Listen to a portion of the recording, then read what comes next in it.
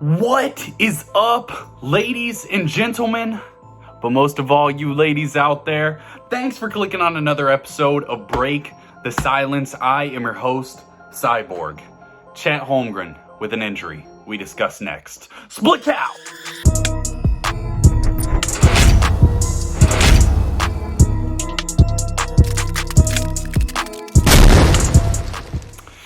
Let's talk a little hoops because we got some very sad and disappointing news out of the association today. That Chet Holmgren, the second overall pick of the Oklahoma City Thunder, was declared out for the season with a torn ligament in his foot. There's so much to talk about here because we want to talk about pro-ams. We want to talk about kind of the precedent with seeing, guys of Chet's ilk getting hurt before.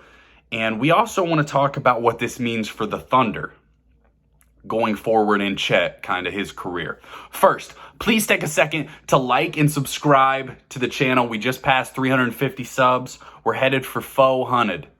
Appreciate all the support. Let's keep grinding, keep growing. Appreciate y'all. But let's talk about this. Let's just start with this pro-am thing because I think this is something that's kind of nonsense that I've been hearing today.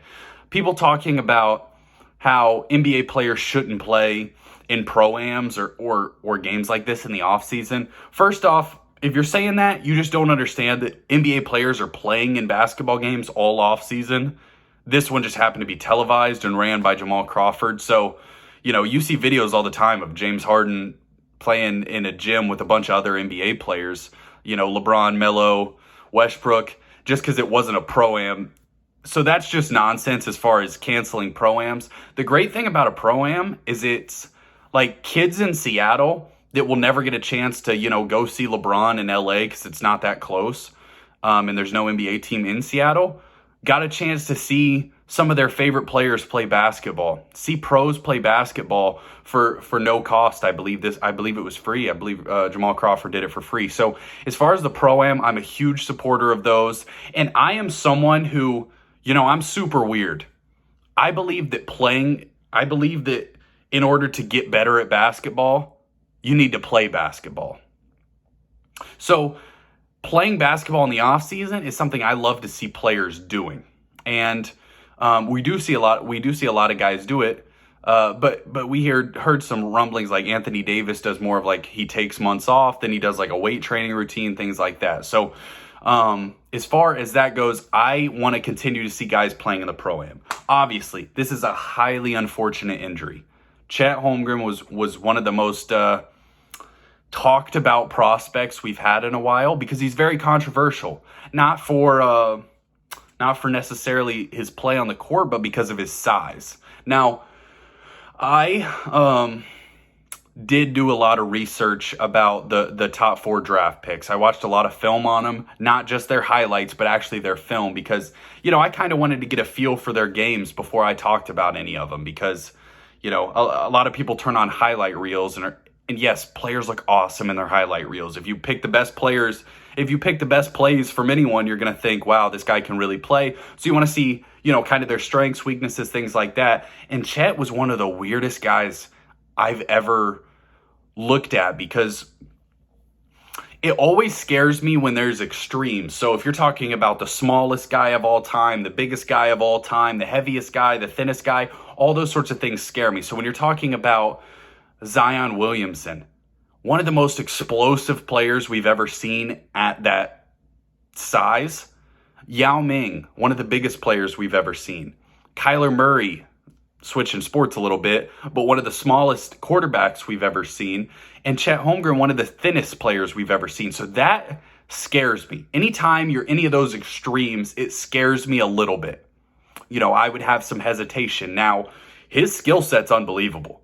When you're looking at his ability to dribble, to shoot, to finish at the rim, to shot block, to pass, he has a lot of great things about him that could lend him to being an excellent NBA player. I guess we'll get to see here. But the thing that, to me, obviously, I'm very upset because, and I'll talk about this in a second, I really wanted to see Shai Gilgeous-Alexander play with a quality NBA player and see what that duo could could do this year and see what they could start to build, because I just thought that'd be a lot of fun to watch. The Thunder were a team that I was looking forward to watching this year, surprisingly enough. But when you're talking about Chet, we've seen this in the past where players have been injured for their rookie year. We saw it with Joel Embiid. We saw it with Ben Simmons. We saw it with, what was the other name? Blake Griffin. And then Zion Williamson was out most of his rookie year. Simmons and Blake both won Rookie of the Year when they came back that next year. And Zion, obviously, was great the next year. Now, that doesn't necessarily, so it kind of gives you a year to sit, watch the NBA games, study some film, learn from other players. And the other good thing that could potentially come from the Thunder is you have one more tanking season. Maybe you have a good draft pick going into next year, and you're talking about having a crap ton of good prospects. Not that they were going to be awesome with Chet, but you're now in the competition for the number 1 overall pick again. When you're looking at it for Chet, it does scare me a little bit hearing of a post player having a foot injury, because we've seen this happen with multiple post players in the past. Bill Walton, if a lot of you remember him, was on pace to be one of the greatest NBA players of all time, and he still made the top 75 team, but career kind of derailed with injuries. Sam Bowie, who was the pick right before Michael Jordan, also had a foot injury. Yao Ming, who is in the Hall of Fame, he's, Hall of Fame, really good player, career ended early because of a foot injury. So these big men, we do see lower extremity injuries scare you a lot. You hope that it's not like a Greg Oden situation where it's, your career never gets back on track. And that's what you fear for Chet. You hope. The biggest critique of him was his size. Could he hold up in the NBA game? And yes, you could say that this is a freak injury. It might be.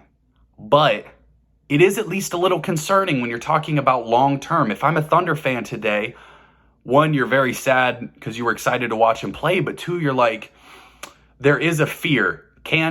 Is this something that we're going to see throughout his whole career, or is it just one freak injury? My hope is that somehow in this next year, when he's not able to hoop as much, that he's able to put on some weight. You have these NBA level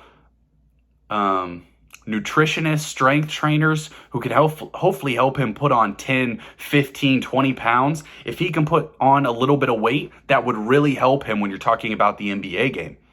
Beyond that, next year, if he were to come back next year, and you have Shai, you have Josh Giddey, who's a really quality NBA player. Now, I know a lot of us, a lot of people out there have not got a chance to watch a lot of Thunder games, or not chosen to watch a lot of Thunder games because they just haven't been very good for a little while.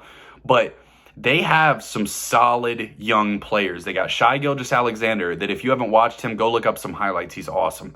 Josh Giddey, stud. Lou Dort.